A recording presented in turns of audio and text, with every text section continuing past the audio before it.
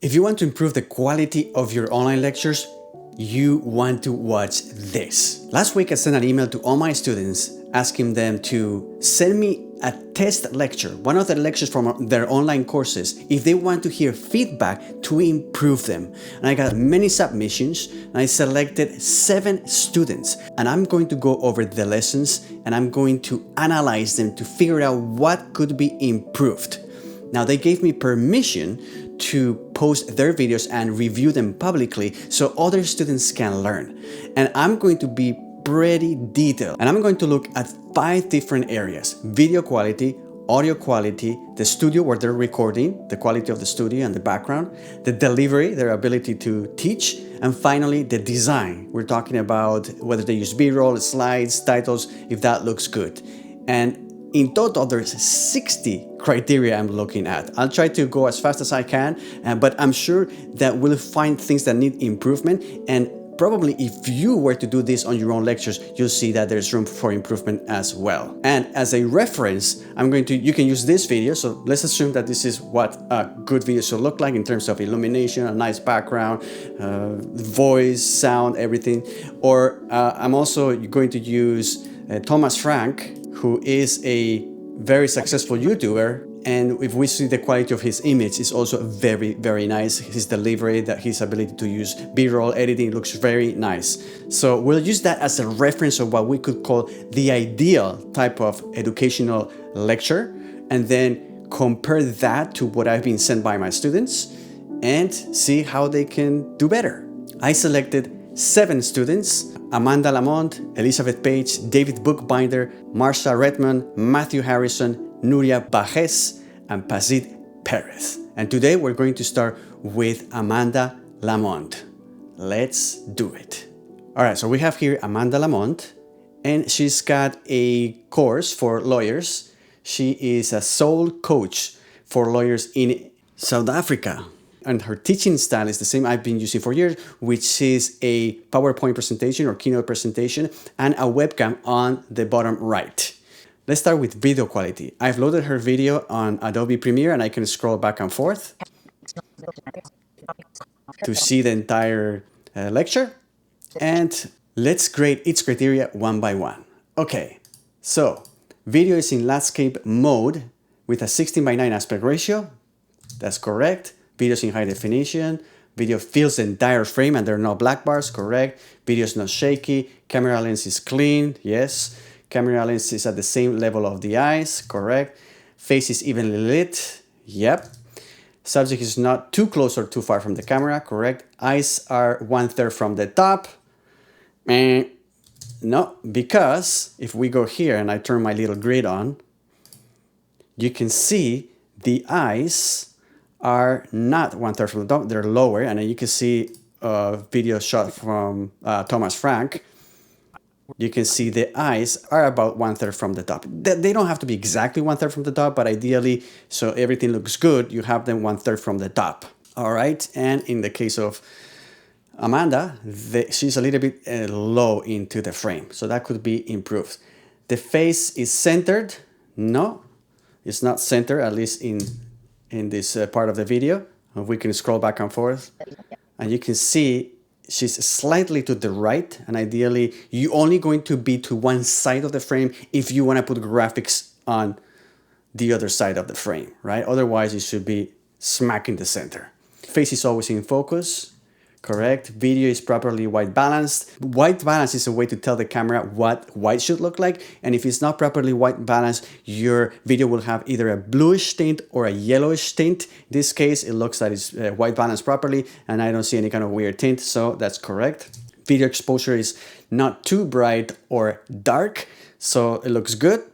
Sometimes you get videos where it's too dark or it's overexposed. In this case, it's good.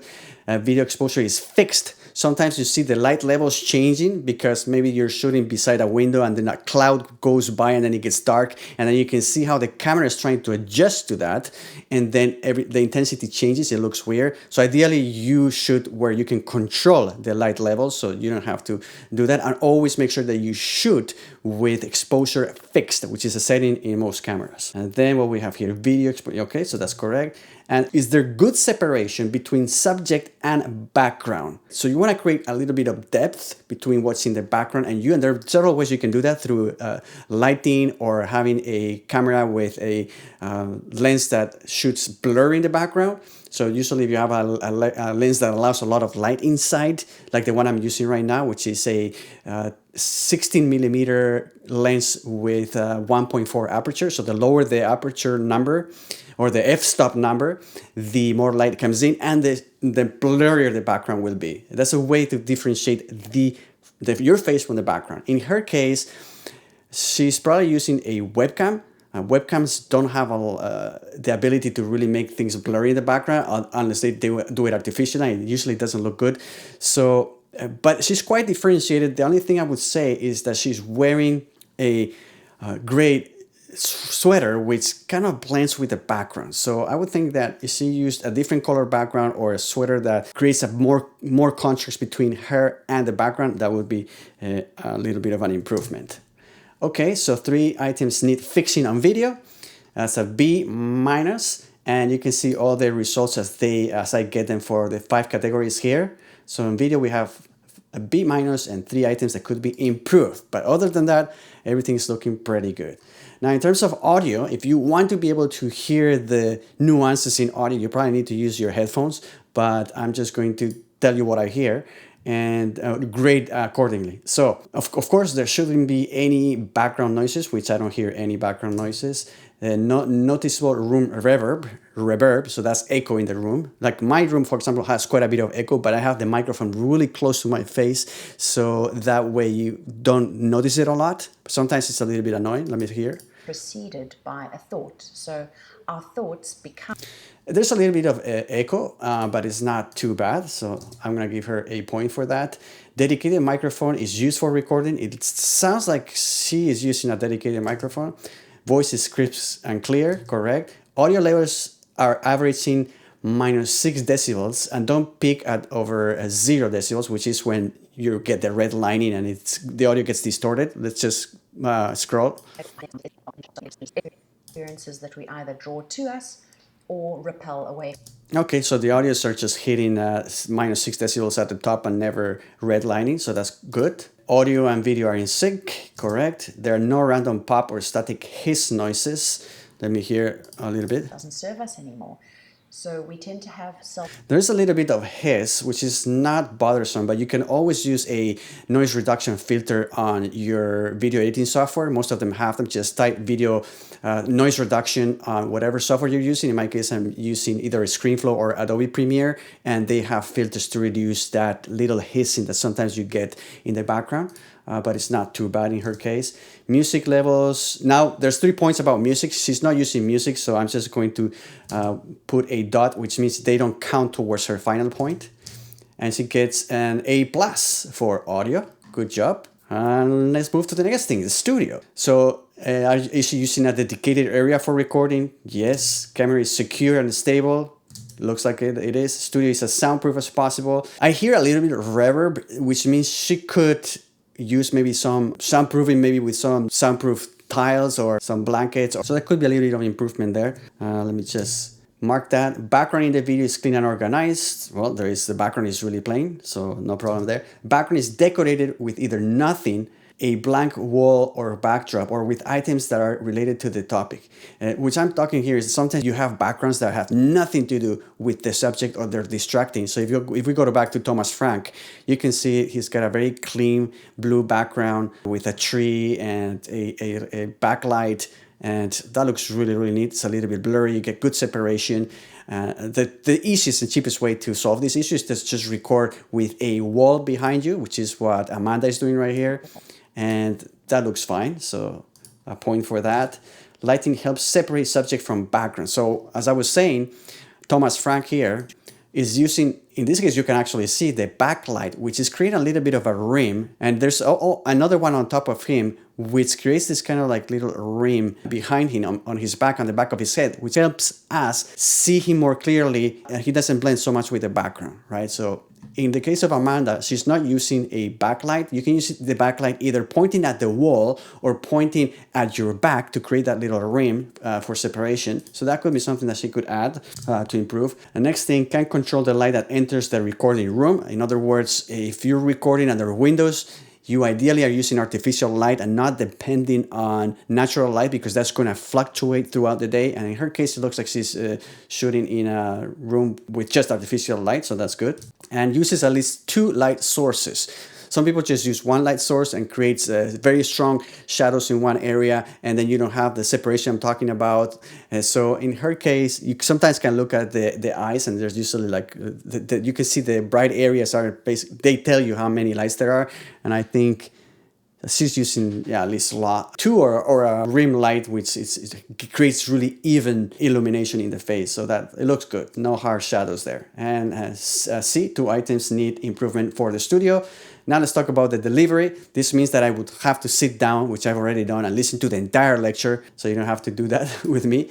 But the first thing is whether there's clean and professional appearance, hair is not a mess, food not in teeth. This is pretty obvious, but sometimes you gotta pay attention to this. That looks good. Wears proper attire, has good posture, good vocabulary, avoids too much jargon in her case, that's true. Uses examples and analogies. I'm not sure if I heard many samples of analogies, but I could understand and follow her topic no problem, even though I'm not an expert in her topic, but it was easy to follow. It looks at the camera lens. Yes. Eyes don't appear reading from a screen or a teleprompter. Well, if we go in her video. So our thoughts become our actions, and then our actions. Yep, you see that?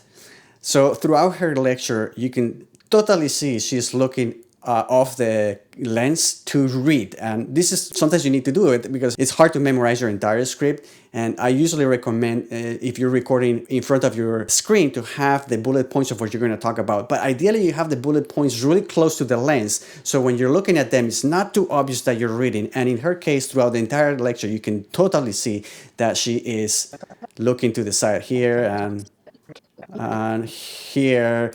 And now, she did tell me this was one of the first lectures that she recorded, and then they got better. Now, in my case, this is not for an online course, so you can see me. I'm not looking at the lens sometimes because I'm looking at what I'm explaining to you in a very big screen. But if this was a lecture, I would make sure that my bullet points are really close to the lens, so it's not obvious that I'm looking to the side. So that could be improved. She's relaxed and talking in a friendly manner, correct. Speech feels natural, smiles at least once per lesson. I think it's important to keep it not too lighthearted, but at least that if you are enjoying this, it should be obvious in your facial expression, so you don't sound like look like you're too stressed. And I think there's a couple of times where you can see that she's got either the eyes or in the face. You can see there's the tendencies to smile, not to be too serious or rigid, and that looks good. Edited all mistakes. This case, I cannot see that there are any jump cuts, so if there was any mistakes, they would have probably been kept, but there were no mistakes that I could really notice. Although sometimes there is, I think once where she's hesitating or thinking too much for too long. In that case, if you lose your train of thought, what I would recommend is just cut that area. There'll be a little bit of a jump cut, but it will help the lesson flow better. So I think there is one time where that happens. Deleted or avoided filler words like so when you're not sure what you're saying, you're gonna be thinking too much and you're gonna end up using a filler word. In her case, I don't really hear those, so good for her. And gets to the point and avoids ranting. Now this is subjective and obviously it helps if you know more about the topic, but I didn't feel like she was just going into like humongous tangents and you're like, okay, well, this now you're talking about something that has nothing to do with what you titled this lesson. But so no problem there. Keeps a positive attitude, energy levels are high. Now, I would argue that she could have her energy levels higher, and this is also subjective, it also depends on your topic. But in general, I like to keep my energy levels higher because it is true that on camera, your energy levels are subdued. So whatever you do in the real world, normally you probably have to overdo it slightly so the camera picks up that level of excitement. And if you keep yourself at a normal level, then it may look or appear on camera as that you're not super excited. So don't be afraid. Well, I mean, this is over the top, but you know what I'm talking about. Just make sure that the passion comes through the lens. Okay, and that's a B. 2 items need fixing. And finally, we got design and editing, where this is more about the look of the slides, the fonts, the colors, and all of that, which, to be honest, most of the time they need a lot of improvement, including in Amanda's case. So let's just go step by step, because I'm sure that many of you are going to need our help in this section. So uses, first of all, does the student use any additional visuals to illustrate points? In her case, obviously she's using a presentation, PowerPoint presentation, so that's correct. Now, are the slides not too cluttered? How do you say that word? Cluttered. All right, they're not too cluttered. That's good. Slides design and colors are consistent and visually appealing. Okay, this is a big flat X because look at that. Okay, this slide doesn't look too bad. This slide looks horrendous because it already doesn't match the font of the previous slide. It's a completely different color pattern. It's basically a cheap, low-resolution image downloaded from Google Images with somebody else's logo on it. So this is stuff that you want to ideally avoid. Fonts are consistent and easy to read. So we look at the fonts. We have a type of font here. Let me see, a different type of font there. So it's not consistent. All right, so X for that. Avoids distracting animation. Sometimes people just overdo it with the transitions with PowerPoint or Keynote, which is really distracting. Her case, it's all straight cuts, no problem there.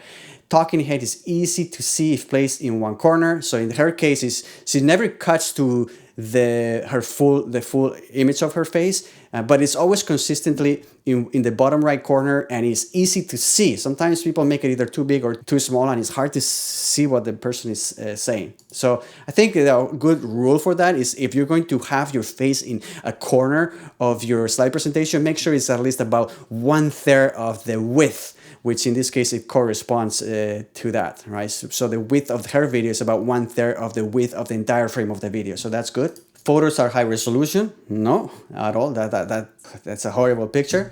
Photos are not distorted. Well, this photo seems to be stretched to the side, because although unless this guy's head is a little bit squished, I think it does look like she stretched it. You ideally want to keep the same aspect ratio of the picture as you downloaded it, so it doesn't look distorted.